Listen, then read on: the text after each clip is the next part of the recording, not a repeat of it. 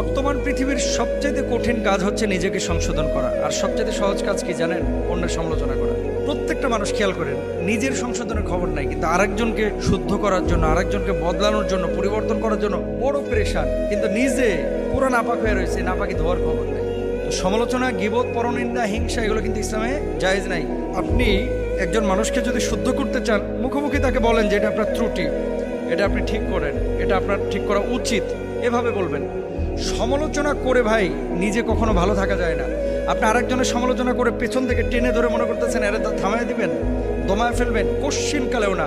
আল্লাহ যদি কাউকে উঠায়, আপনি পেছন থেকে সারা পৃথিবীর মানুষ খামচায় টেনে ধরলেও এরে থামাইতে পারবেন না, এর গন্তব্যে পৌঁছায় যাবে। আর আল্লাহ যদি কাউকে আটকায় দেয়, সারা পৃথিবীর মানুষ ধাক্কা মেরে তারা কিন্তু গন্তব্যে পাঠাইতে পারবে না। গীবত, সমালোচনা, পরনিন্দা এগুলো আমরা করব না। আর সবসময় আরেকজনকে শুদ্ধ করার চিন্তা করার আগে নিজে আমি কতটুকু শুদ্ধ, এটা আমরা খেয়াল করব।